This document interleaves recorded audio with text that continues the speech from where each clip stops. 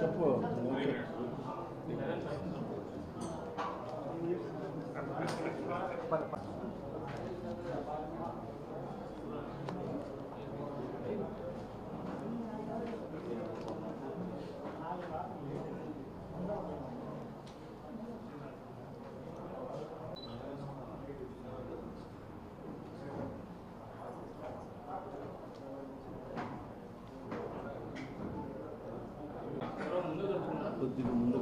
అందరికీ నమస్కారం.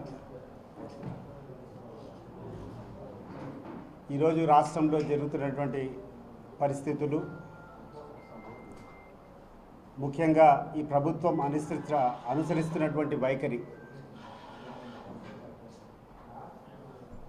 ఇచ్చినటువంటి వాగ్దానాలన్నీ కూడా తుంగలో తొక్కి ప్రజలకందరికీ ఇచ్చినటువంటి హామీలన్నీ అమలు చేశామనేటువంటి రీతిలో ఈ ప్రభుత్వ పెద్దలు మాట్లాడుతున్నటువంటి తీరు చూస్తుంటే ప్రజలందరూ కూడా దిగ్భ్రాంతికి గురవుతున్నారు. ముఖ్యంగా ఎన్నికల ముందు వాళ్ళ మేనిఫెస్టోలో ఇచ్చినటువంటి అనేక అంశాలతో పాటు వాళ్ళకు ప్రాధాన్యత ఉంది, అన్నిటికంటే టాప్ ప్రయారిటీ ఇది అని చెప్పేసి సూపర్ 6 అనేటువంటి వాగ్దానాలు, ఇది మా ఫస్ట్ ప్రయారిటీ అని చెప్పేసి ఈ ప్రభుత్వం, ఈరోజు అధికారంలోకి వచ్చినటువంటి ప్రభుత్వం ఎన్నికల ముందు ఇచ్చినటువంటి ప్రియారిటీలో సూపర్ 6 అనేది ఇచ్చినటువంటి విషయం ఒకసారి గుర్తు చేస్తున్నాను. ఈ సూపర్ 6లో ఇప్పటి వరకు అన్నీ అమలు చేసినాము, ఏదో ఒక్కటి అమలు కాలేదు, అది కూడా ఈ రాష్ట్రాన్ని అమ్మాలో ఏదో అన్నట్టు ఇటీవల అచ్చెన్నాయుడు చెప్పినటువంటి స్టేట్మెంట్ చూశారు. కొన్ని సందర్భాల్లో చంద్రబాబు నాయుడు కూర్చొని ఇంకా సూపర్ 6 గురించి ఎవరైనా మాట్లాడితే ఇంకా నాలుక ఏదేందో అని చెప్పేసి అని తప్పించుకునేటువంటి ప్రయత్నం చేశారు. మళ్ళా ఈ యొక్క పత్రికా విలేకరుల సమావేశం ద్వారా మళ్ళీ ఒకసారి గుర్తు చేస్తున్నాము ఈ రాష్ట్ర ప్రజలకు, ముఖ్యంగా చంద్రబాబు నాయుడుకు, లోకేష్కు, పవన్ కళ్యాణ్కు ఇవన్నీ ఒకసారి గుర్తు చేద్దామని చెప్పేసి ఈ ప్రెస్ మీట్. మీరు ఇచ్చినటువంటి ఈ యొక్క సూపర్ 6లో వన్ ఆఫ్ ది సూపర్ 6 హామీ ఏంటంటే ఈ రాష్ట్రంలో ఉన్నటువంటి యువతకు అందరికి కూడా ఉద్యోగాలు కల్పిస్తాము. ఉద్యోగాలు కల్పించినటువంటి పరిస్థితులు ఉన్నప్పుడు ప్రతి ఒక్కరికి కూడా నెల 3,000 రూపాయలు నిరుద్యోగ భృతి ఇస్తామని ఇచ్చినటువంటి హామీ అమలైందా లేదా ఒకసారి ప్రతి ఒక్కరు కూడా ఆలోచన చేయాలి. మిమ్మల్ని కూడా అడుగుతున్నాం. సో మీలో కూడా చాలామంది ఎంప్లాయ్మెంట్ లేని ఇచ్చారా, ఏమన్నా హామీ ఏమన్నా అమలైందా ఒకసారి ఆలోచన చేసుకోండి. నంబర్ 2, ఈ రాష్ట్రంలో ఉన్నటువంటి రైతులకు అందరికీ 20,000 రూపాయలు ప్రతి సంవత్సరం ఇస్తామని చెప్పి హామీ ఇచ్చారు. మరి రైతులకు ఏమైనా ఈ రోజుకి ₹1 వచ్చిందా లేదా అనేటువంటి విషయాన్ని ఈ యొక్క పత్రికా విలేకరుల సందర్భంగా ఈ రాష్ట్ర ముఖ్యమంత్రికి, లోకేష్కు, పవన్ కళ్యాణ్కు గుర్తు చేస్తున్నా నేను. ఇచ్చినారా మీరు? ఈ రాష్ట్రంలో ఉన్నటువంటి మహిళలకు అందరికీ ఫ్రీ బస్ అన్నారు, ఫ్రీ బస్ ఇచ్చినారా మీరు? ఈరోజు ఏమైనా మహిళలు ఎక్కడంటే అక్కడికి ఎక్కితే, బస్సులో ఎక్కితే ఫ్రీగా వాళ్ళ డెస్టినేషన్స్, వాళ్ళ గమ్యాలకు పోయేటువంటి పరిస్థితి ఉందా? ఇవి కాకుండా మీరు చెప్పింది 50 సంవత్సరాలు దాటేటువంటి బీసీలు కానీ, ఎస్సీలు కానీ, ఎస్టీలు కానీ, మైనారిటీలకు సంబంధించినటువంటి వ్యక్తులు ఎవరైనా ఉన్నా కూడా 50 సంవత్సరాలు దాటిన వెంటనే పెన్షన్ ఇస్తామని చెప్పారు. ఇచ్చినారా అని చెప్పి నేను అడుగుతున్నా. అంతో ఇంతో మీరు అమలు చేసేటువంటి కార్యక్రమాలు ఒకటి ఏంటంటే గ్యాస్ సిలిండర్ అన్నారు, సంవత్సరానికి 3 సిలిండర్లు అన్నారు. 3 సిలిండర్లో 1 సిలిండర్ ఇచ్చినారు, 2వ సిలిండర్ ఇంతవరకు 20% కూడా పడలే. ఫస్ట్ సిలిండర్కి సంబంధించినటువంటిది కూడా మీరు ఏ గ్రామానికి కావాలంటే ఆ గ్రామానికి మేము వచ్చేదానికి రెడీ, ఆ ఊర్లోకి పోదాం అనేటువంటి మహిళలను అడుగుదాం. ఈ యొక్క స్కీమ్ 50% మించి ప్రజలకు వచ్చిందా లేదా ఒకసారి మీరు రెడీ అయితే మేము రెడీగా ఉన్నాం. సో నువ్వు అమలు చేసేటువంటి ఒక ప్రోగ్రాము సగం మంది లబ్ధిదారులు కూడా చేరలేదనేటువంటి విషయాన్ని నిరూపించేదానికి మేము రెడీగా ఉన్నాం. రెండవది, ఇటీవల ఒక సంవత్సరం 2 నెలల గ్యాప్ తర్వాత వైఎస్ఆర్ కాంగ్రెస్ పార్టీ శ్రేణులంతా కూడా జూన్ 4వ తారీఖున ఏ రోజైతే తెలుగుదేశం పార్టీ అధికారంలోకి వచ్చిందో ఆ రోజును మళ్ళీ గుర్తు చేస్తూ ఆ యొక్క దినాన్ని మేము ఒక బ్లాక్ డేగా ప్రకటించి మేము రోడ్ల మీదకి వచ్చి నువ్వు చెప్పినటువంటి హామీలన్నీ అమలు చేయలేదంటే ఆ రోజు ఇంకా బాగాలేదని చెప్పేసి తల్లికి వందనం అనేటువంటి స్కీమ్ని మీరు లాంచ్ చేశారు. దాంట్లో కూడా ఈ రోజుకి అనేక మందికి రాలే. వాళ్ళకి ఎవరైనా మాట్లాడి నాకు తెలిసి 60-70% దాంట్లో వచ్చినా, మిగతా వాళ్ళకు 30-40% ఇంతవరకు రాలే. వాళ్ళు మళ్ళీ అప్లై చేస్తూ ఉంటే వాళ్ళకి ఎటువంటి జవాబు లేదు. ఇన్ని ల్యాబ్సెస్ పెట్టుకొని నువ్వు ఇచ్చినటువంటి 6 హామీల్లో 4 హామీలు అసలు దాని జోలికే నువ్వు ఎంటరే కాల. 2 హామీలు నువ్వు అంతో ఇంతో అమలు చేసినావు. దాంట్లో కూడా పూర్తి సాటిస్ఫాక్షన్ కానీ లేకుండా అంటే అర్హత ఉన్నటువంటి ప్రతి ఒక్కరికి చేరడం కానీ జరగల. ఇంత వైఫల్యాలు నువ్వు జరుగుతూ ఉంటే ప్రతిపక్షంగా మా పాత్ర ఏంది, ప్రతిపక్షంలో ఉన్నటువంటి మా పాత్ర ఏంది అని చెప్పి నేను చంద్రబాబు గారిని, లోకేష్ను, ఆ తర్వాత పవన్ కళ్యాణ్ అడుగుతున్నా. నేను as opposition party what is our role? ఈ యొక్క ప్రజల యొక్క కష్టాలు సుఖాలు ఉండేటప్పుడు వాళ్ళ తరపున పోరాడాల్సినటువంటి ధర్మం మాకు ఉందా లేదా? ఈరోజు నువ్వు ఇచ్చినటువంటి హామీలు అమలు చేయకుండా రోజుకు ఒక తప్పుడు ఆరోపణ చేసుకుంటాడో, ఒక తప్పుడు కేసు పెడతాడో, లోపలేస్తూనే ఉండవు మనుషులను.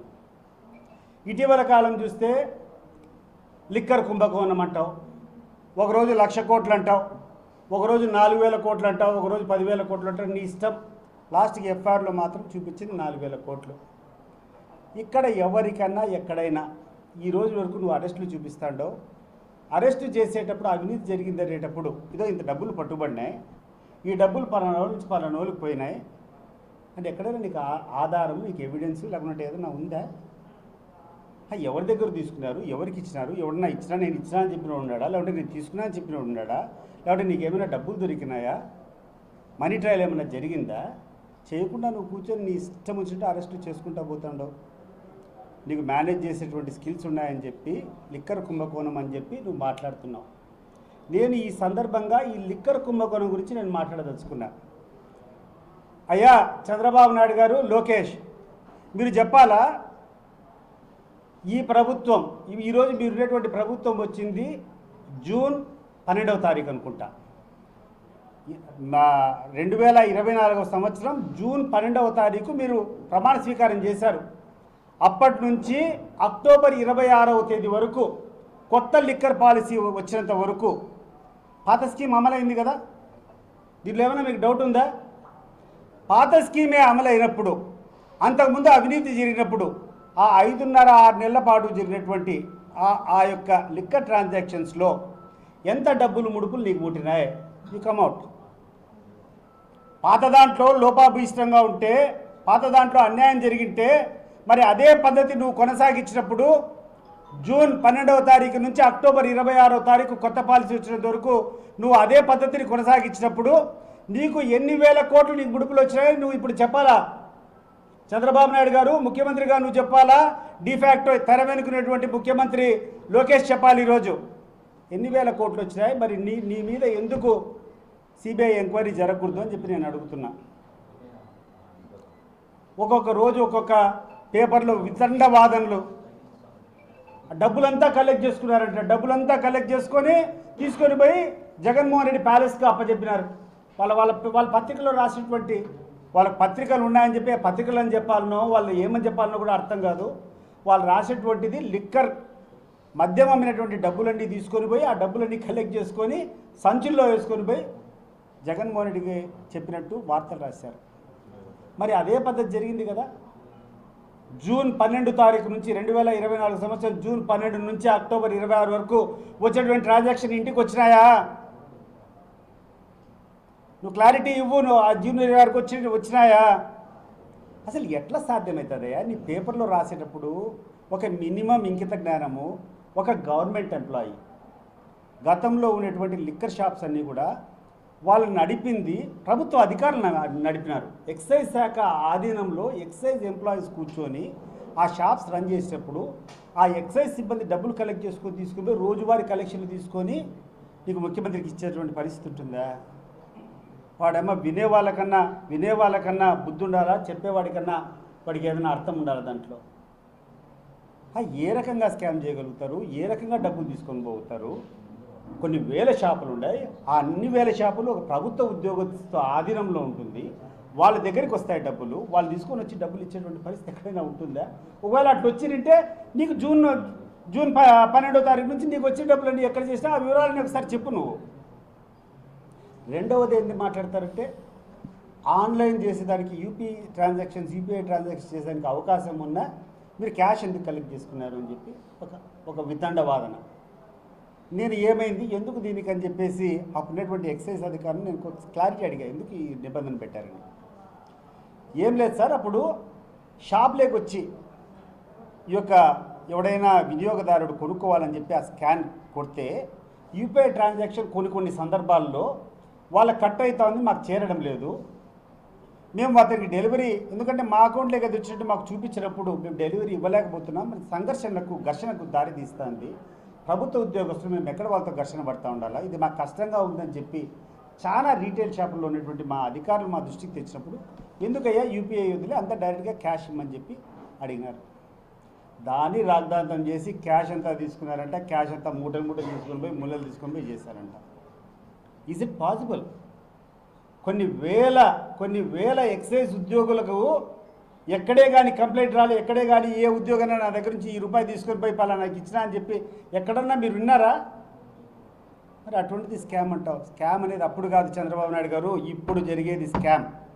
నేను అడుగుతున్నా నిన్ను, నువ్వు ఎక్సైజ్ టెండర్ పిలిచిన తర్వాత, నువ్వు టెండర్ షాప్స్ అన్నీ అయిపోయిన తర్వాత ₹10 ప్రతి ఒక్క బాటిల్ మీద నువ్వు పెంచి అమ్ముకోమని చెప్పి కమిషన్ పెంచినావే, నీకు ఎన్ని ముడుపులు అందంది ఈ రకమైనటువంటి జీవో ఇచ్చినావు? ఆ రోజు నువ్వు టెండర్లు పిలిచినప్పుడు ఇచ్చినటువంటి కండిషన్ ఎంఆర్పి ప్రైస్ పైన ఎంతో పర్సంటేజ్ ఇచ్చినావు. దానికి అదనంగా ఈరోజు ప్రతి బాటిల్ మీద ₹10 కలెక్ట్ చేసుకుంటున్నావు. ఎందుకు కానీ దీన్ని కలెక్ట్ చేసుకుంటున్నావు? టెండర్లు ఇచ్చినటువంటి రోజు దాన్ని పాటించకుండా ఈరోజు అదనంగా ఇచ్చినావంటే దాదాపు దీనివల్ల 10,000 కోట్ల పైన నష్టం ఈ ప్రభుత్వానికి చెందుతూ ఉంది. ఎందుకు ఇచ్చావు చంద్రబాబు నాయుడు? నాకు ఇది చెప్పు, ఇది స్కామా కాదా? రెండవది, నువ్వు ఆ రోజు కూర్చొని ఏంటేంటో బ్రాండ్లు చదివినావు, ఇవన్నీ జే బ్రాండ్లు అన్నావు. We will come at with that list. ఆ లిస్ట్లో ఉన్నటువంటి మద్యము, ఆ డిస్టిలరీసు, ఆ బాటిల్స్ అంతా నువ్వు ఆరోపించినటువంటి కథలన్నీ, ఈ బ్రాండ్లన్నీ జగన్మోహన్ రెడ్డి గారి టైంలో ఇవన్నీ లిక్కర్స్ అన్నీ ఇవన్నీ వచ్చినాయి, షాప్లో ఉన్నాయి. నువ్వు జే బ్రాండ్ అన్నావు. ఎవరి హయాంలో వాళ్ళకు లైసెన్స్ ఇచ్చారు? ఎవరు ఆ యొక్క లిక్కర్ బ్రాండ్స్ అన్నిటికీ పర్మిషన్ ఎవరు ఇచ్చినారు? అది ఒకసారి నువ్వు చెప్పాలి చంద్రబాబు నాయుడు గారు. నువ్వు ఇచ్చిన లిక్కరు, నువ్వు ఇచ్చినటువంటి పర్మిషన్లు జే బ్రాండ్ అవుతాయా? వినేవాడు ఎర్రోడైతే నువ్వు చెప్తానే ఉంటాను, నీ ఇష్టం వచ్చినట్టు. నీకు తోడు మళ్ళీ 2 పేపర్లు, కొన్ని ఛానళ్ళు. ఏది ఎక్కడికి పోతాడాం? ఏమన్నా బుద్ధి ఉందనుకుంటాడవా? లేకుండా ఉంటే జనానికి బుద్ధి ఉందనుకుంటాడవా? లేకుంటే మాట్లాడే వాళ్ళు లేరనుకుంటాడవా? ఇంకొకటి కూర్చొని కొన్ని పత్రికల్లో కూర్చొని మద్యం దాగి చచ్చిపోతాంటారు. 2022లోనే దీంట్లో నాణ్యత లేదు, దీంట్లో కల్తీ మద్యం అని చెప్పి సర్టిఫికేట్ ఇచ్చానని చెప్పి ఒక పత్రికల్లో ఇటీవల వచ్చింది. నేను అడుగుతా, సిగ్గుందేమయ్యా మీకు పత్రికల్లో ఉండి? దాని మీద క్లియర్గా 2022లోనే నువ్వు ఇచ్చినటువంటి వార్త ఇది తప్పు, మేము ఇటువంటి సర్టిఫై చేయలేదని చెప్పి ఎవరైతే ఆ చెన్నైలో ఉన్నటువంటి సర్టిఫైయింగ్ ఏజెన్సీ ఉందో వాళ్ళే ఓపెన్గా వచ్చి చెప్పినారు, నీకు కావాలన్న ప్రూఫ్స్ అంతా.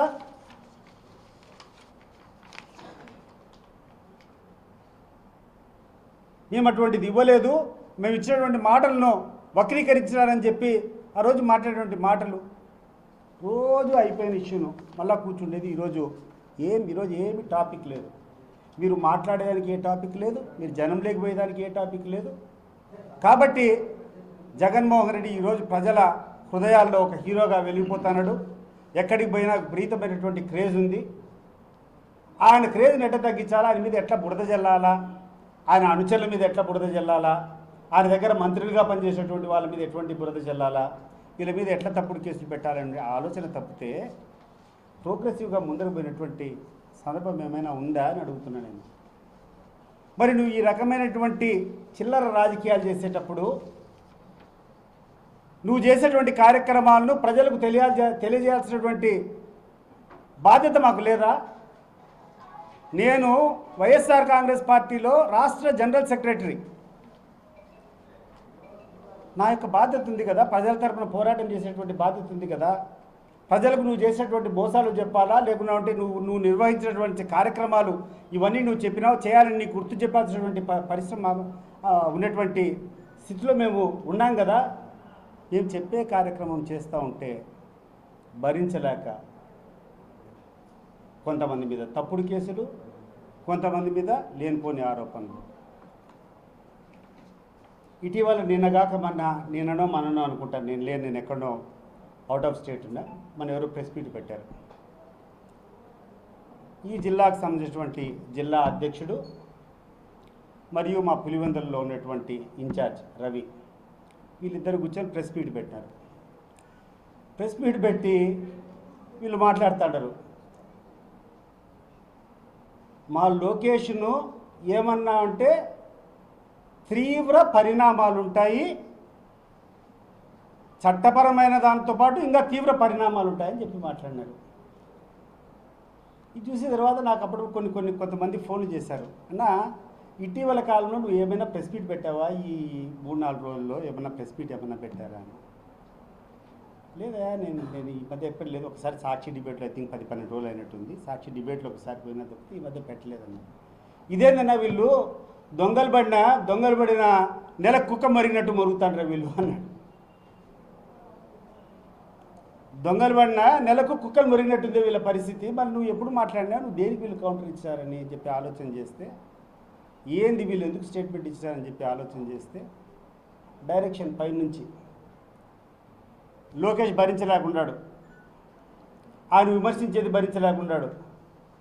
ఆయనకు ఆయన పార్టీ వాళ్ళకి ఏమైనా ఆయన యువరాజేమో, నాకేమి అంట, నీ పార్టీ వాళ్ళు నీ కాళ్ళు ముక్కుని నాకేమి ఏంటండా, నేను I belong to YSR Congress party. నా ధర్మము నా పార్టీ కోసం పోరాడము, నా ధర్మము నా యొక్క లీడర్ కీర్తిని, ఆ కీర్తి ప్రతిష్టలు 10 మందికి వ్యాపింపజేయడం, ఆయన కీర్తిని 10 మందికి తెలియజేసేట్టు చేయడం నా ధర్మము. నా ధర్మం నేను నిర్వహిస్తా. నీ పార్టీలో ఉన్నా, 1 రోజు 2 రోజులు కాదు, 25 సంవత్సరాలు తెలుగుదేశం పార్టీలో ఉన్నా. తెలుగుదేశంలో పార్టీ ఉన్నప్పుడు అదే ధర్మం నేను పాటించిన. నా లీడర్ యొక్క కీర్తిని, ఆయన చేసినటువంటి మంచి పనులు చేసిన. ఈరోజు నీకు వద్దని చెప్పుకున్నాం, నీకు నాకు మనస్పర్ధలు వచ్చినాయి. ఎందుకు మనస్పర్ధలు వచ్చాయో నీకు తెలుసు, అనేక సందర్భాల్లో నేను చెప్పినా. దీని మీద మళ్ళీ ఇప్పుడు I don't want to waste the time. నేను ఎందుకు బయటకు వచ్చినానో, నేను ఏం కథనో, అక్కడేటువంటి బీటెక్ రవి, అక్కడేటువంటి వాసు, రామ్ గోపాల్ కూడా ఇటీవల లేదు స్టేట్మెంట్ ఇచ్చాను. మీ అందరికీ తెలీదా? నేనే గుట్టు సప్పుడు కాకుండా లోపల కూర్చొని ఎవడికి తెలియకుండా పోయి లోపాయికారిగా నేను అండర్స్టాండ్ చేసుకోలేదే. రైట్ రాయల్గా కూర్చొని తెలుగుదేశం పార్టీతో నాతో పాటు సేల్ చేసే వాళ్ళకి అందరికీ నా ఇంటికి పిలిచి ఒక మీటింగ్ పెట్టుకొని వాళ్ళందరికీ నాకు జరిగినటువంటి పరిస్థితులు చెప్పి, ఈ పరిస్థితుల్లో నేను పోవాలనుకుంటాను, ఏమంటారు మీరంటే, ఒక్కరన్నా including BTech Ravi, including Vasu was also part. నేను చేసింది తప్పని చెప్పినావా? నేను పార్టీలోంచి బయటకు వచ్చింది 2020 సంవత్సరంలో, అంటే ఇప్పటికి దాదాపు 5-5.5 సంవత్సరాల కింద నేను బయటకు వచ్చిన. ఆ రోజు నేను చేసింది తప్పు, నేను తీసుకున్న నిర్ణయం తప్పు నువ్వేమైనా చెప్పినావా రవి? నువ్వేమైనా చెప్పినావా వాసు? చెప్పు మరి. నేను చేసింటే ఆ రోజు కూర్చొని నీకు చెప్పిన వివరంగా ఎందుకు బయటికి పోవాల్సి వచ్చిందో, నువ్వు నా ఇంటికి వచ్చినప్పుడు వాసు నీకు చెప్పిన, ఈ కారణాలన్నీ ఇచ్చిన. ఈ కారణాల వల్ల పోతాడా నువ్వు పోయి చంద్రబాబు నాయుడు గారి దగ్గర తీసుకుని ఆయన దృష్టికి తీసుకుని పోయి నువ్వు సాటిస్ఫై అయితే చాలని చెప్పిన. నువ్వు సాటిస్ఫై అయ్యి ఆయన చేసేటువంటి దీని మీద నువ్వు సాటిస్ఫై అయితే చెప్పు, నేను వస్తాను అని చెప్పిన. నువ్వు ఎందుకు రాలేవాసు? ఈరోజు కూర్చొని అన్నిటికంటే నాకు బాధాకరమైనటువంటి విషయము, ఈరోజు ప్రెస్ మీట్ పెట్టాలనుకున్నాను కారణం ఏంటంటే, ఏది నువ్వు వార్నింగ్ ఇవ్వడము, ఏది ఎక్కడికి పోతాడము. మొన్న రమేష్ రెడ్డి మీద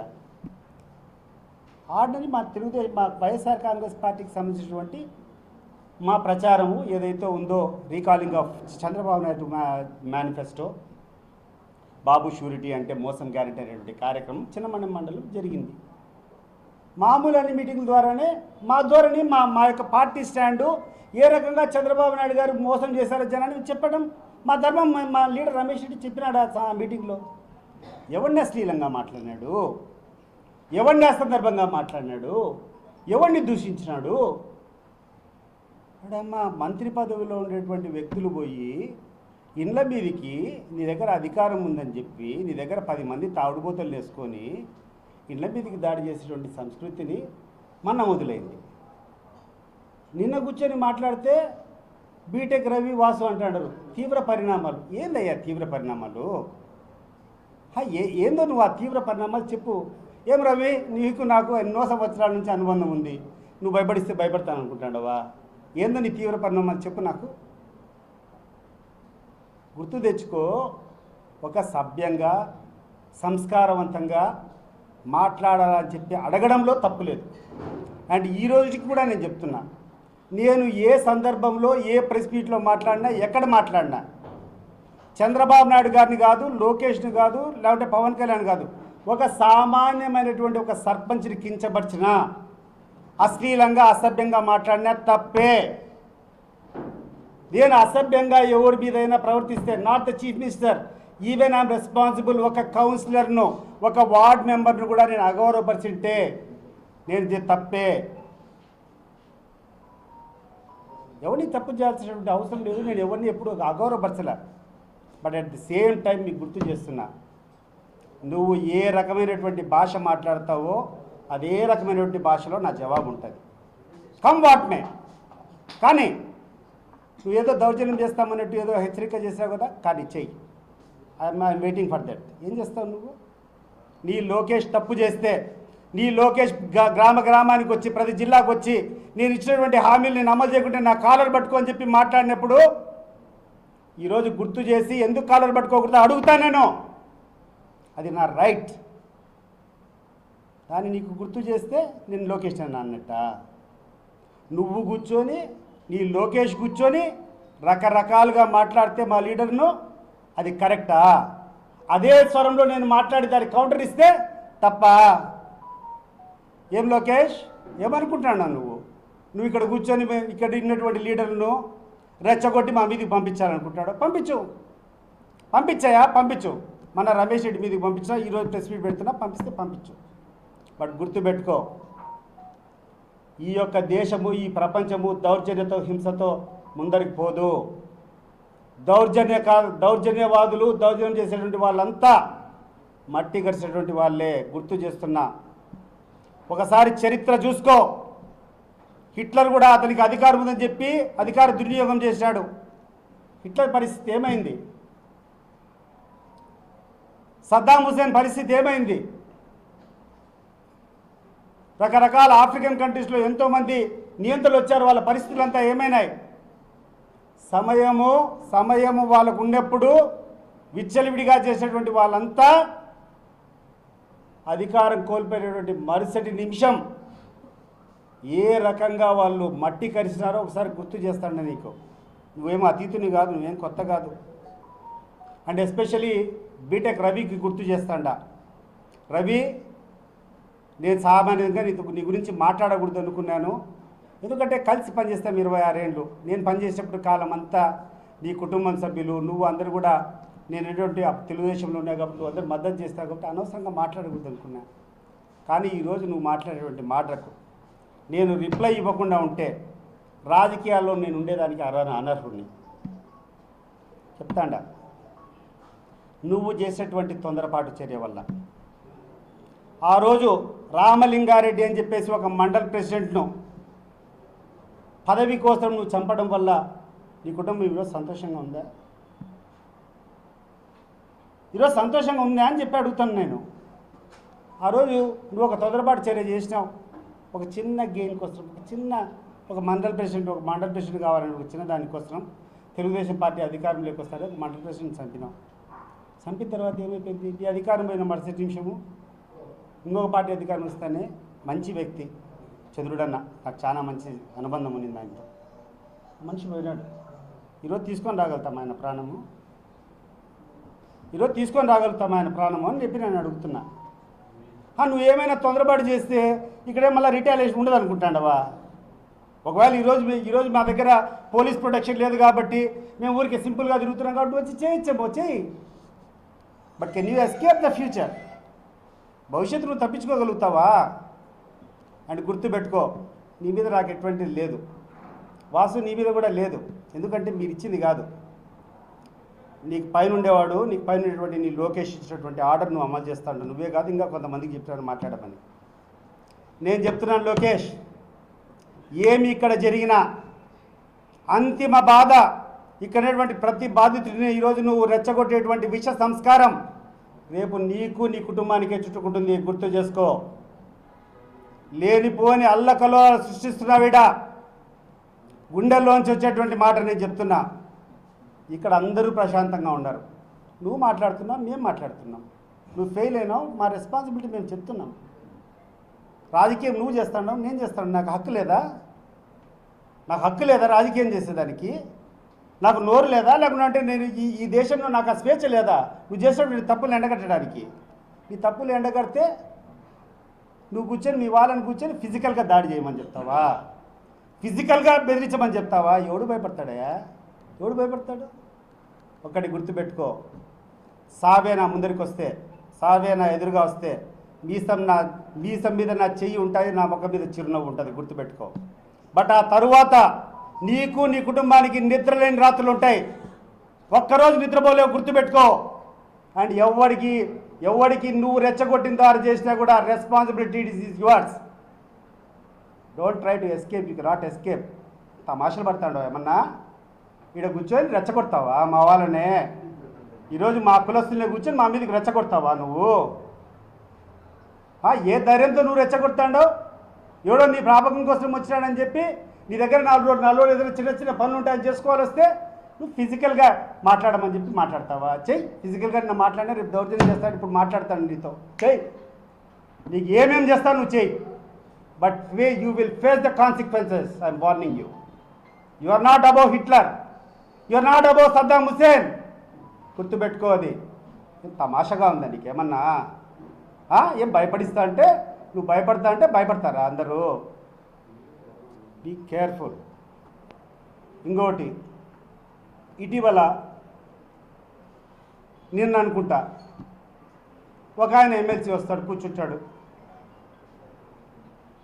10 కోట్ల కుంభకోణం జరిగింది, ఎన్సీఎల్టీలో ఉన్నటువంటి ప్రాపర్టీ అంతా దోచుకొని పోయినా, దీని మీద ఎంక్వైరీ చేయాలంటే చెయ్యా చంద్రబాబు నాయుడు, నీ ఎమ్మెల్సీనే ఇచ్చినాడు కదా, చెయ్యి. రవి నిన్న కూర్చొని పాలసాద్ ఎక్కడనో ఇంటర్వ్యూలో కూర్చొని ఇస్తా, ఏమో మాట్లాడోళ్ళని పట్టించుకునే వాళ్ళే లేరు, మేము వాళ్ళ గేట దగ్గరికి పోతే పలకడంలో 3 రోజులు 4 రోజులు కాసుకొని ఉంటే పలకడం అని చెప్పాను. పేద పార్థసారథి రెడ్డి గారు ఇస్తారు. వాళ్ళకి పని చేయి. మాకు ధమ్కీలు ఇచ్చేది కాదు. నువ్వు ధమ్కీలు ఇస్తే భయపడే వాళ్ళు ఎవడు లేడు, కానీ మాకు ధమ్కీలు ఇచ్చేది కాదు. నీకు ఒక పాత్ర ఉంది. ఒక రాజకీయంగా కంటెస్ట్ చేసినాం. చేసిన తర్వాత ఈ ఏరియాకి సంబంధించి ఏం మంచి పనులు చేయాలనేటువంటి ఆలోచన ఉండాలి. ఈరోజు మీకు గుర్తు చేస్తాను మళ్ళీ ఒకసారి. పులివెందుల్లో జగన్మోహన్ రెడ్డి గారి హయాంలో ఒక మెడికల్ కాలేజ్ వచ్చింది, గవర్నమెంట్ మెడికల్ కాలేజ్. 50 సీట్లు కేటాయిస్తే మేము ఇక్కడ గవర్నమెంట్ మెడికల్ కాలేజ్ పెట్టామని చెప్పి క్యాన్సిల్ చేస్తే ఏం పోరాటం చేసినావా మీరంతా? ఈ జిల్లాలో ఉన్నటువంటి తెలుగుదేశం పార్టీ నాయకులంతా అడుగుతాడా? ఈ జిల్లాకు ఒక గవర్నమెంట్ మెడికల్ కాలేజ్ వస్తే దాన్ని ఈ ప్రభుత్వం క్యాన్సిల్ చేస్తే నువ్వు కూర్చొని జనం తోలుతావు. మహానాడుకు జయం చంద్రన్న అని చెప్పి మేము చాలా పెద్దగా గొప్పగా సాధించినాము. ఎప్పుడు కడపలో జరిగినంత మీటింగ్ జరిపేది కాదు. అధికారం ఉంది, డబ్బులు ఖర్చు పెడతాడో, బస్సులు పెడతాడు కాబట్టి తోలేవాడు ఉంటాడు కాబట్టి చుట్టుపక్కల 10 జిల్లాల నుంచి తోలుకోవచ్చు జనము. అది కాదు ఇంపార్టెంట్. ఈ జిల్లాకు సంబంధించినటువంటి ఏమేమి ఇష్యూస్ మేము ట్యాకిల్ చేశాము, ప్రజల ముందర ఉన్నటువంటి సమస్యలు ఏంది, వాటికి మన బాధ్యత ఎంతవరకు నిర్వహించినాము, ఇది నీ యొక్క లైన్ ఆఫ్ యాక్షన్. ఈరోజు కడప జిల్లాలో ఎంత దౌర్భాగ్యమైనటువంటి పరిస్థితి ఉందంటే మా లీడర్ల యొక్క చేతగాంతరం నిజంగా చెప్తాంటే బాధగా ఉంది. వాళ్ళందరూ నాతో సహచరులకు ఉన్నారు. ఒక మాట మాట్లాడంలే. ఈ ప్రభుత్వం వచ్చినప్పటి నుంచి ఈ జిల్లాలో ఒక్క ఇరిగేషన్ ప్రాజెక్టు కన్నా ₹1 నిధులు ఇచ్చినారా? జిఎన్ఎస్ఎస్ ఫేజ్ 1 ఏమన్నా మీరు కంప్లీట్ చేయగలిగినారా? ఆ రోజు పెండింగ్ ఉన్నటువంటి ప్రాజెక్టులో నుంచి ఒక తట్ట మట్టి తీసుకొని బయట వేసినారా? కాంట్రాక్టులకు ₹1 బిల్లు ఏమన్నా చెల్లించినారా? ఎవరు బెనిఫిట్ పొందుతారు? జిఎన్ఎస్ఎస్ ఫేజ్ 1 కంప్లీట్ అయితే జిఎన్ఎస్ఎస్ నుంచి నీళ్లు నగరి వరకు తీసుకుని పోతే ఎవరైనా బెనిఫిట్ పొందేది? మొత్తం ఈ నుంచి రాజంపేట, కడప నుంచి రాజంపేట, కోడూరు నుంచి నగిరి వరకు ఎవరు బెనిఫిట్ పొందుతారు? మన జిల్లా వాళ్ళు కదా. మరి ఆ పనులు జరగకుండా ఉంటే మీరు చేసినటువంటి చర్య ఏంది? నాకు అది బాధగా ఉంది. పనులు జరగకపోనిలే, మీ రిప్రజెంటేషన్ ఏంది? జిల్లా నాయకులుగా మీరు పోయి కూర్చొని మాకు డమ్కీలు ఇచ్చేది కాదు, ఆయన దగ్గర పోయి కూర్చోవాలి కదా. ఇదే తెలుగుదేశం పార్టీలో నేను ఉన్నప్పుడు వీసం తిప్పి ఈ జిల్లా ప్రయోజనాలు ముఖ్యం, ఈ జిల్లాకు న్యాయం జరగాల, నీళ్లు తీసుకొని రావాలని చెప్పి పబ్లిక్గా సవాల్ చేసి అవి పూర్తయినంత వరకు నేను గడ్డం చేయనని చెప్పి నీళ్ళు తీసుకొని వచ్చినా నేను. That was my responsibility, that was my commitment to the people of this district. Me commitment ఏందయ్యా ఇది? ఏంది అసలు? ఎక్కడన్నా మాట్లాడినారా? మెడికల్ కాలేజ్ మూసేస్తే మాట్లాడుతున్నారా? మెడికల్ కాలేజు దానికి గవర్నమెంట్ సీట్లు వస్తే దాన్ని క్యాన్సిల్ చేస్తే మాట్లాడినారా? జిఎన్ఎస్ఎస్ పనులు అసలు ఈ ఒక సంవత్సరం 3 నెలల నుంచి పూర్తిగా ₹1 పనులు జరగకుండా ఉంటే దాని గురించి మీరు స్పందించినారా? జిఎన్ఎస్ఎస్ టు హెచ్ఎన్ఎస్ఎస్ లింక్ చాలా అద్భుతమైనటువంటి స్కీమ్. మొత్తం ఈ యొక్క పులివెందుల్లో ఉన్నటువంటి చక్రాపేట మండలంతో పాటు రాయచోటి ఆ ప్రాంతంతో పాటు మొత్తం down the line Chandrababu Naidu Chittoor జిల్లా కుప్పం వరకు నీళ్ళు తీసుకొని పోయేటువంటి అవకాశం ఉన్నటువంటి స్కీమ్ ఆల్మోస్ట్ 80% అయిపోయింది. ₹1 ఖర్చు పెట్టలే. ఏదో ఎంక్వైరీ అయినా పక్కన పెట్టా, దాని గురించి ఎవరు మాట్లాడే వాళ్ళు లేరు. మా వాళ్ళు మాట్లాడంలే. వాసు, రవి పోండడికి పోయి దాని మీద ప్రెజర్ పెట్టండి. ఈ పనులు తొందరగా చేయాలి సార్, మా ఏరియా ఇది, మా ఏరియాలో రైతులంతా ఇబ్బంది పడుతున్నారు, ఈ కంప్లీట్ చేయండి సార్, ప్రెజర్ పెట్టాయా. అది వదిలిపెట్టి ఏదో కొట్లాడతావు. మీరు ఈ లెవెల్లో కూర్చొని చిన్న పనులు కాంప్రమైజ్ అయ్యి మీరుండారు. ఈయన చంద్రబాబు నాయుడు చూద్దామా, ఎక్కడో ఈ రాష్ట్రంలో ఉండేటువంటి ప్రాజెక్టులు లో హ్యాంగింగ్ ఫ్రూట్స్ అంటారు, అంటే వెంటనే ఊరికే కింద అందుతే పొలుచుకునేటువంటి ఫలాలు, దీంట్లో వదిలిపెట్టేసి వీటికి అన్నిటికీ బహుశా అడిగితే అయ్యొక 500 కోట్లు, ఇంకో 1000 కోట్లు, అంతా 3-4 వేల కోట్లు ఉంటే కంప్లీట్ అవుతుంది. దీనికి ₹1 ఇచ్చే దిక్కు లేదు. కానీ ఎక్కడో పోలవరం నుంచి బనకచెర్లకు నీళ్ళు చేస్తా అంట. ఏం చంద్రబాబు నాయుడు, ఎక్కడున్నాం మనము? ఏం ఆలోచన చేస్తున్నాము? ఏది నీ మైండ్ సెట్ ఏంది? నీ మంత్రి నిమ్మల రామానాయుడు కూర్చొని మాట్లాడతాడు, మేము కూర్చొని ఢిల్లీలో కూర్చొని డిస్కస్ చేసినాము దీని గురించి, బనకచెర్ల పోలవరం నుంచి వచ్చేదానికి దానికి అందరూ కూడా సానుకూలంగా ఉన్నారని మాట్లాడతారు. ఆయన రేవంత్ రెడ్డి కూర్చొని పత్రికాముఖంగా నేను చూసా, రేవంత్ రెడ్డి కూర్చొని అసలు ఆ చర్చ, ఆ అజెండా చర్చలోకి వస్తే కదా కనీసం మేము ఇచ్చేదానికో లేదనేదానికో తెలియదని చెప్పి ఆయన మాట్లాడతారు. సో ఎక్కడికి పోతాడన్నా మనము? ఏం చేస్తాడన్నా? ఒకసారి ఆలోచన చేయండి. ఈ రకమైనటువంటి ధమ్కీలు ఎవడు కేర్ చేసేవాడు లేడు. ఆయన క్లియర్గా చెప్తాడ, ఏ పరిస్థితిలో కూడా ఏ పార్టీలో ఉంటే ఆ పార్టీకి చిత్తశుద్ధిగా చేస్తాం, ఆ నాయకుని చిత్తశుద్ధిగా చేస్తాం. నువ్వు ఏమైనా డిబేట్ చేయాలా, ఇంకోటి చేయాలనుకుంటే ఏ టైం అయినా రెడీ. ఏ అంశం మీదైనా, నా లీడర్షిప్ క్వాలిటీస్ మీద కానీ, వ్యక్తిగతంగా నాకు మీద ఏం ఆరోపణలు చేయాలన్నా కానీ మీరు ఎక్కడికి రావాలో చెప్పండి, అక్కడికి వస్తా, చర్చిద్దాం. మీకంటే ఒక 100 రెట్లు బెటర్ లీడర్ నేను అనుకుంటేనే, జనం అనుకుంటేనే అప్పుడు నేను యాక్సెప్ట్ చేయండి. సరే, నోరుందని చెప్పి కింద స్థాయి నుంచి పై స్థాయి వరకు ఏం మాట్లాడుతుంటారు, ఏం బెదిరిస్తుంటారు? ఒకడు కూర్చొని మాట్లాడతాడు, ఒక మంత్రి తమ్ముడు కూర్చొని వాడు వీడు. నేను ఎవడన్నా వాడు వీడు అన్నానా? నేను అంత ఇంత 1-2 మాట్లాడితే మీ తరపు నుంచి ఒక స్పీడ్ వస్తే ఆ స్పీడ్ తగినట్టే ఉంటుంది నా జవాబు. నువ్వు సంస్కృతం మాట్లాడితే సంస్కృతం మాట్లాడతా, నువ్వు ఆంగ్లం మాట్లాడితే ఆంగ్లం మాట్లాడతా, మంచి భాషలో మాట్లాడితే మంచి భాషలో మాట్లాడితే, బెదిరించేటువంటి భాష మాట్లాడితే బెదిరించినట్టే మాట్లాడతా. నాకేం I'm not a citizen of this country. నీకు సెపరేట్ రైట్స్, నాకు సెపరేట్ రైట్స్ ఉన్నాయా? చెప్పు, ఏమైనా నీకేమైనా మాకు అతీతంగా కొత్త హక్కులు ఏమైనా ఈ రాజ్యాంగం ఏమైనా కల్పించిందా? ఈ రాజ్యాంగంలో ఏమైనా నీ రెడ్ బుక్లు ఏమైనా రాసుకునేమో? గుర్తుపెట్టుకోండి, అందరము జిల్లాకు, రాష్ట్రానికి మంచి పనులు చేసేదానికోసం పోరాడదాం. ఎవడు ఎక్కడ ఏ స్థాయి వాడిని కూడా దిగజార్చి మాట్లాడటం ఇట్ ఈజ్ అగెయిన్స్ట్. నా వల్ల ఎవరికైనా నేను అసభ్యంగా కానీ అశ్లీలంగా కానీ అనవసరంగా కానీ ఎవరైనా మాట్లాడితే నేను ఏ రోజైనా కూడా క్షమాపణ చెప్పేదానికి రెడీగా ఉన్నాను. నా వల్ల ఇంతవరకు జరగలేదు. బట్ ఒకవేళ ఏదైనా చూపించదో ఈ క్లిప్పింగ్ నాకు అసభ్యంగా ఉంది, ఈ క్లిప్పింగ్ అశ్లీలంగా ఉంది, నువ్వు చేసింది పని బాగాలేదంటే ఎస్, ఒక చిన్న కౌన్సిలర్ నేను అన్నా కూడా I will take back my words and I will apology. But నువ్వు బెదిరించినట్టు కూర్చొని నువ్వు ఒక రకంగా మాట్లాడతావు, నీ లోకేశ్వర రకంగా మాట్లాడి మేమందరం కూర్చొని నిన్ను పొగడాలా, జయం చంద్రన్న, జయం లోకన్ అంటే కాదు. మాతో నువ్వు ఏ భాషలో మాట్లాడతావు అదే భాషలో ఉంటుంది నా రిప్లై. నా క్వశ్చన్, గతంలో ఇదే జగన్ని రావణుడు అన్న సతీష్ రెడ్డి ఇప్పుడు రాముడు ఎలా అయ్యాడనేది బీటెక్ రైతు ప్రశ్న. దీనికి సమాధానం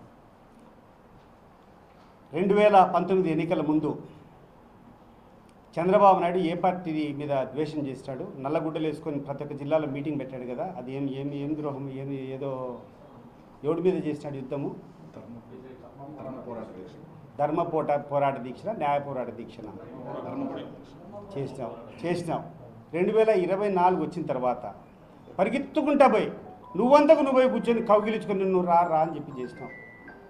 నువ్వు దిగజారు రాజకీయాలు చేస్తావు. నీ స్థాయి తగ్గించుకొని నువ్వే విమర్శించినా నువ్వే పోయి మళ్ళీ కాళ్ళు పట్టుకో అంత పోయి రాజీ అయిపోయి వాళ్ళతో పొత్తు పెట్టుకున్నావు. నేను అట్లా చేయలే. రవి కూడా గుర్తు చేస్తాడా, నేను ఏ సందర్భంగా పోయినానో, నేను ఏ రకంగా పోయినానో, నేను తెలుగుదేశం పార్టీలో ఉన్నంత వరకు ఈరోజు మళ్ళీ రవికి చెప్తాడా, ఈరోజు మళ్ళీ లోకేష్ చెప్తున్నా, ఈరోజు చంద్రబాబు నాయుడు గారికి కూడా చెప్తున్నా, నేను తెలుగుదేశం పార్టీలో ఉన్నంత వరకు తెలుగుదేశం పార్టీకి క్రమశిక్షణ కలిగినటువంటి సైనికుని మాదిరి 24 గంటలు ఏ తెలుగుదేశం పార్టీ కార్యకర్త నా దగ్గరికి వచ్చినా వాళ్ళకి న్యాయం చేసేదానికి ప్రయత్నం చేసిన. తెలుగుదేశం పార్టీ నాయకత్వానికి ఆ లీడర్ను, ఆయన కీర్తిని నలుదిశలా ప్రాపించేటట్టు చేశా. ఆయన ద్వారా మంచి పనులు చేయించడానికి ప్రయత్నం చేశా. నువ్వు వద్దనుకున్నావు. అవతల ఎవరైతే నేను పోరాటం చేస్తామో వాళ్ళు కూర్చొని స్నేహాస్తం చేశారు, మంచి పనులు చేసుకుందాం రా నీకు ఎక్కడ అని చెప్పారు. ఎవరినైతే నేను నమ్మినానో వాళ్ళు నన్ను ఒక నమ్మకద్రోహిగా కూర్చొని చిత్రీకరించినారు. సో అటువంటి పరిస్థితులు భరించలేక ఈ యొక్క లోకేష్ చేసినటువంటి కొన్ని కార్యక్రమాలు నచ్చక అందరికీ చెప్పే బయటకు వచ్చిన.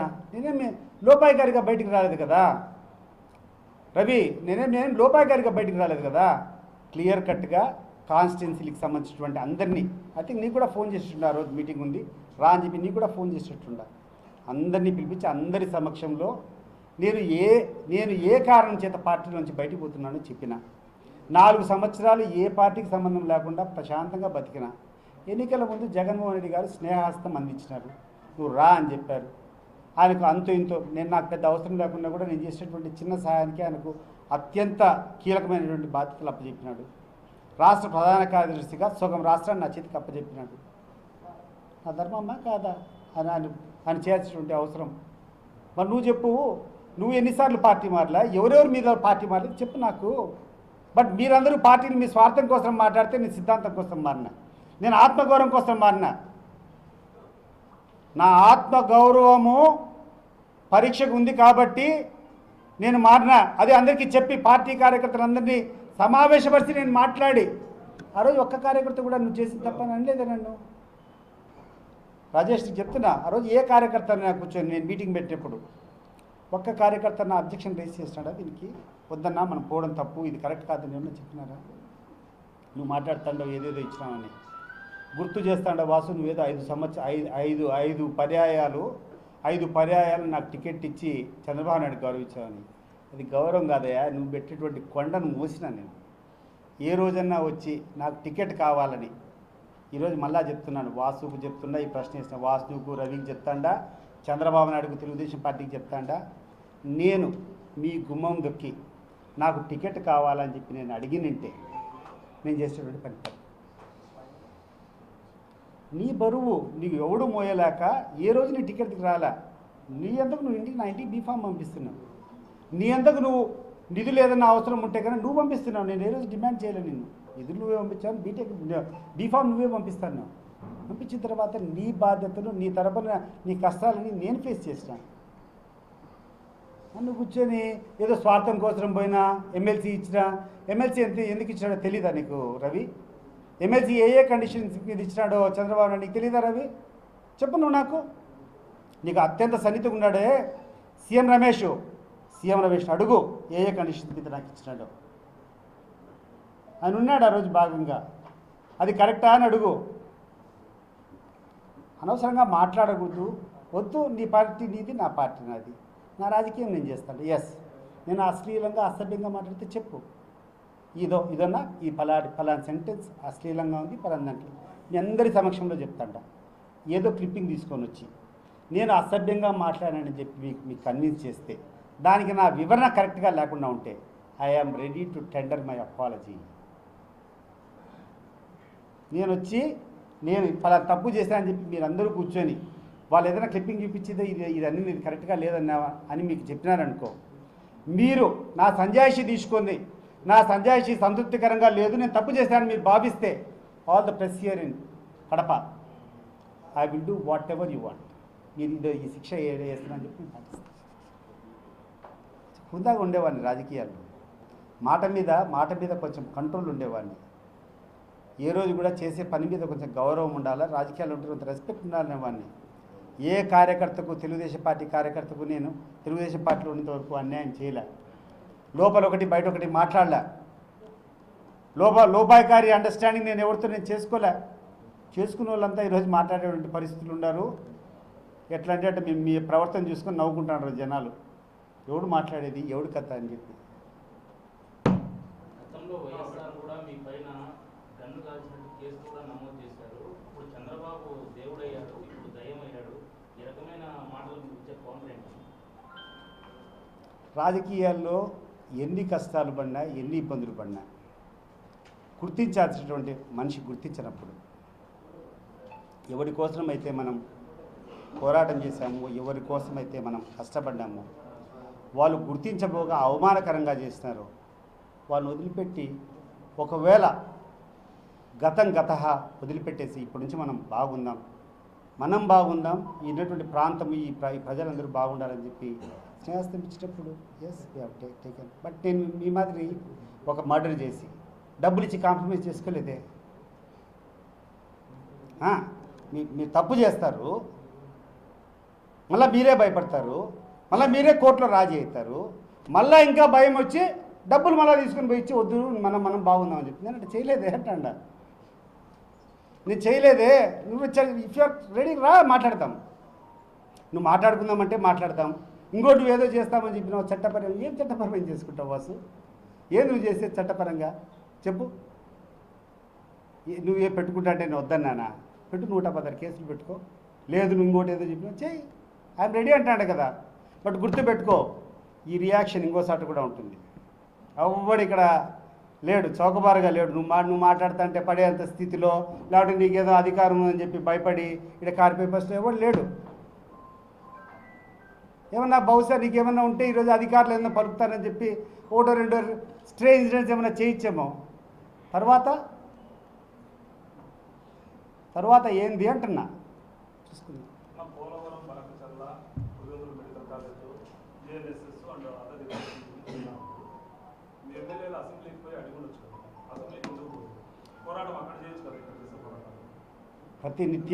ప్రతి నిత్యము ప్రజలకు ఈరోజు రకరకాల types of taking to the public ఉంది.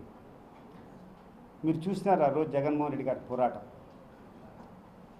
అయ్యా, నాకు అపోజిషన్ పార్టీ లీడర్ యొక్క స్టేటస్ ఇస్తేనే ఆ సమయం ఉంటుంది.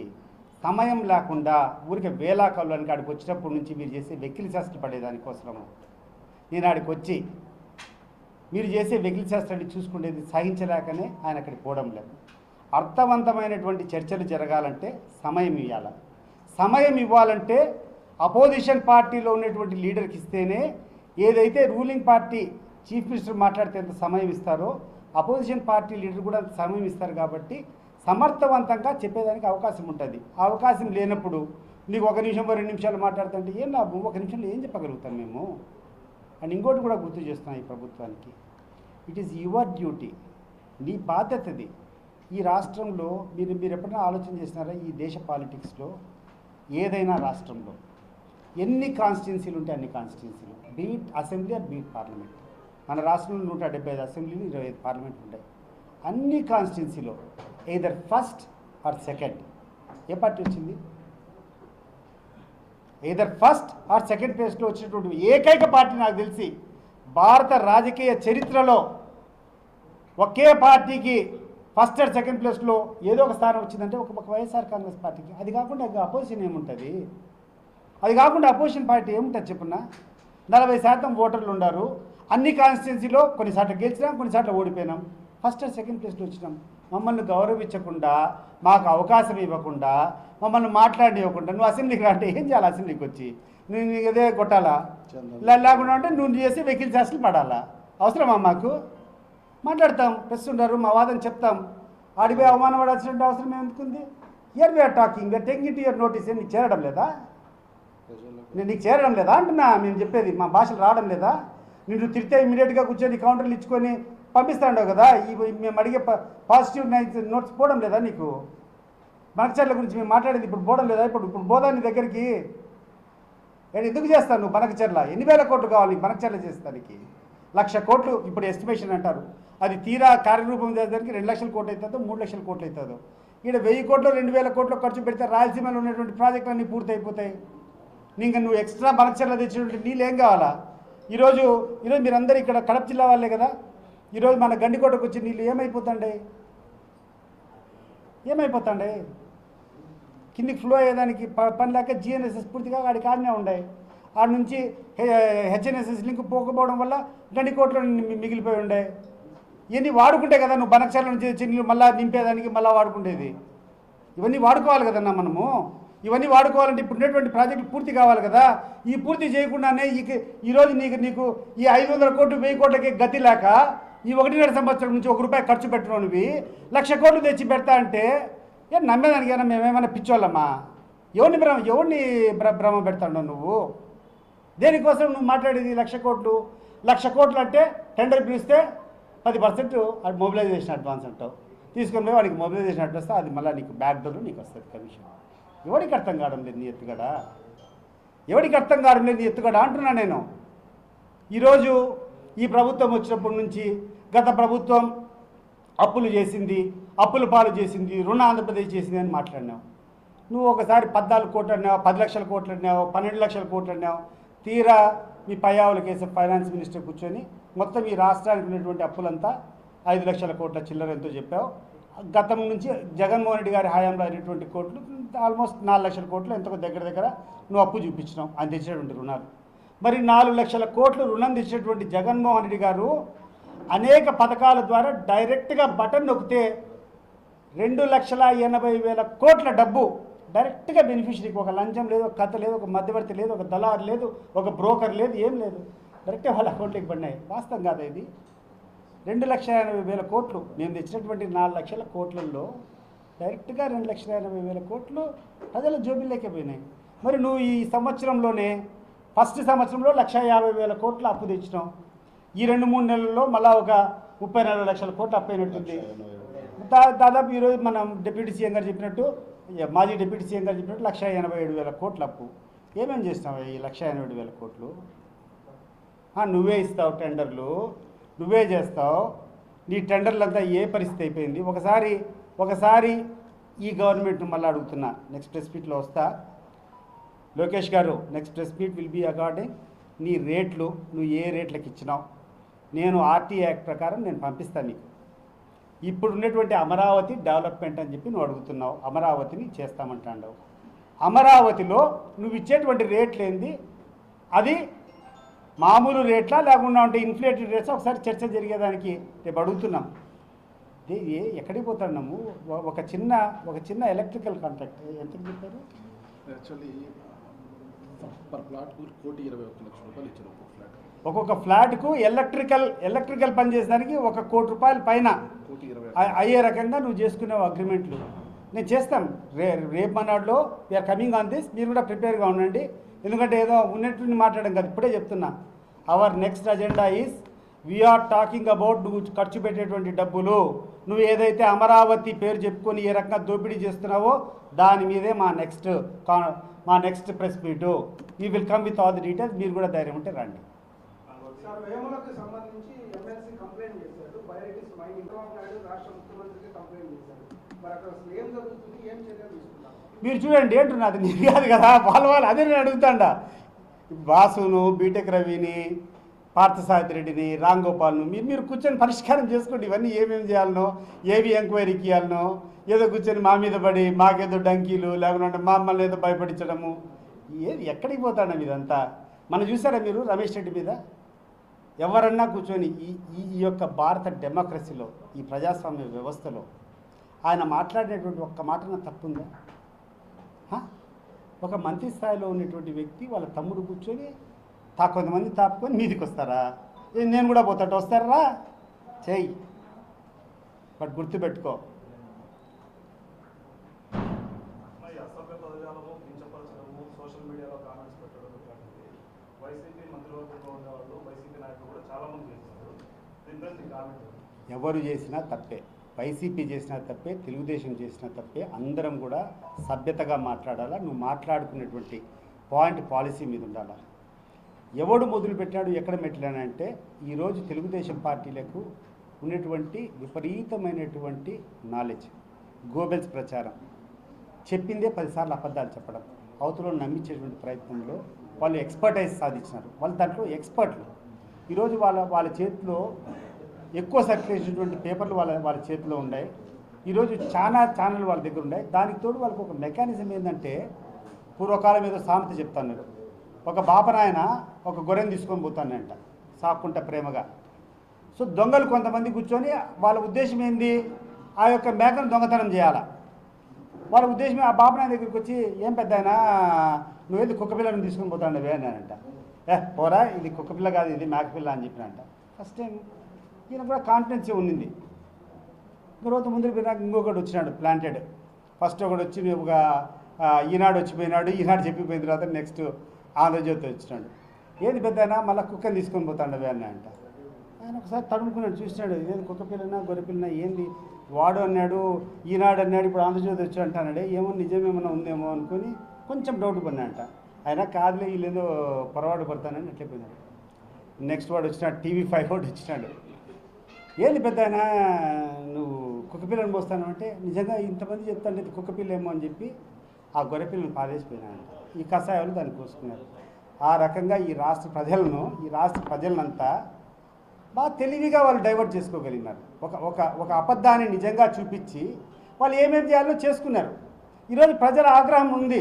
మీరు చెప్పింది ఏంది, మీరు చేసింది ఏంది, ఆ రోజు ఇన్ని అబద్ధాలు చెప్పారు, ఇన్ని అబాండాలు వేసినారు, మరి ఈరోజు మీరు చేసేది ఏంది అని చెప్పి అడుగుతాండ్రు. ఈరోజు ఆ రోజు మేము చేసింది చంద్రబాబు నాయుడు అరెస్ట్ చేస్తే తప్పన్నారు, మరి ఈరోజు మీరు చేసేది ఏంది? ఆ రోజు కూర్చొని నీ కుటుంబ సభ్యులను అంటే తప్పన్నారు. అసలు ఎక్కడ స్టార్ట్ అయింది ఇది? మీరు రెడీ అయితే నేను రెడీ. ఈ అశ్లీల సమాచారము, ఈ ప్రాపగండా విషయము with total guts and with total confidence నేను చెప్తున్నాను. దీనికి ఆరిజిన్ ఎక్కడ బీజం పడింది? This is the filthy idea of a filthy person, not a dignified person like Jaganmohan Reddy. ఈరోజు మన వేరుతో హైదరాబాద్లో ఒక చాలా పెద్ద ఎత్తున ఒక పెద్ద స్థాయిలో ఉన్నటువంటి వ్యక్తి వచ్చి కూర్చొని మాట్లాడతా, జగన్మోహన్ రెడ్డికి వ్యతిరేకంగా మాట్లాడేటువంటి ఒక prominent leader, don't want to take names, prominent leader ఎప్పుడు కూడా జగన్మోహన్ రెడ్డికి వ్యతిరేకంగా మాట్లాడుతూ ఉన్నాడు. ఆయన ఒక సందర్భంలో ఒక గర్ల్ ఫ్రెండ్ పెట్టుకొని పోతా ఉన్నాడు. ఒక అమ్మాయితో అక్రమ సంబంధం పెట్టుకొని రెడ్ హ్యాండెడ్గా సాక్షి ఛానల్లో ఉన్నటువంటి విలేకరుకు దొరికినాడు. ఫొటోస్ వచ్చినాయి. రొటీన్గా జగన్మోహన్ రెడ్డి గారి దృష్టికి సార్ ఇట్లా ఇది వార్త వచ్చింది, ఇట్లా వాళ్ళ మీద చేయాలంటే ఇటువంటి చౌకబార్ పని చేయొద్దండి. అతను మనకు శత్రువు ఏమో కానీ ఆ అమ్మాయి కాదు కదా, అమ్మాయి స్పాయిల్ అయిపోయింది అనేటువంటి సభ్యత కలిగినటువంటి వ్యక్తి Jaganmohan Reddy. With heart and ఈ మాదిరి కాదు. మీరు ఒక ట్రూప్ పెట్టుకొని మీరు ఒక 50 మందిని 100 మందిని ట్రైన్డ్ ఈ కంప్యూటర్లో ఆపరేట్ చేసేటువంటి వాళ్ళు మీ సోషల్ మీడియాని పెట్టుకొని మీరు చేసేటువంటి ప్రచారాలు, అసలు ఎవరు ఫస్ట్ స్టార్ట్ చేసింది? వైఎస్ఆర్ కుటుంబం మీద. షర్మిలమ్మ మీద లేనిపోని అబాండాలు వేసిన దగ్గర నుంచే కదా ఇవన్నీ అశ్లీలంతా మొదలైంది. అక్కడి నుంచి మొదలైనా ఎక్కడి నుంచి మొదలైనా చెప్పండి నాకు. అడిగిన బ్రదర్ ఎవరు, మీరు అడిగింది ఎవరు, ఇది ఎక్కడి నుంచి మొదలైనాయి? Is that the origin or somewhere else?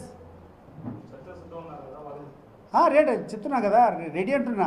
నువ్వు మొదలుపెట్టింది వైఎస్ఆర్ గారి కుటుంబము, మొదలుపెట్టింది మీరు షర్మిలమ్మతోనే. ఈరోజు ఆమె మీతోనే ఉంది కదా, ఈరోజు ఆమె మీతోనే ఉంది కదా. అడుగు ఆమెను, ఎవరు మొదలు పెట్టినారు ఈ విష సంస్కృతి, ఈ దరిద్రమైన కల్చరు? నువ్వు మాట్లాడిన తర్వాత ఈ పక్క మొదలు పెడతారు. ఇప్పుడు నువ్వు మాట్లాడినావు మాట, నేను మాట్లాడినా, లోకేష్ మాట్లాడి నేను మాట్లాడతా. ఏం లోకేష్ కంటే నేను తక్కువనా? You are a citizen of this country, I'm a citizen of this country. నువ్వు మాట్లాడేటువంటి భాష నేను మాట్లాడలేనా? మాట్లాడతాను, గుర్తు చేస్తానికే మాట్లాడతాడా. Normally it is not my culture. నేను పెరిగినటువంటి వాతావరణం కాదు. కానీ నువ్వు మాట్లాడితే భయపడము, నువ్వు మాట్లాడితే అదే రకంగా తీరుంటుందని చెప్పేటువంటి ధైర్యం నాకు ఉంది.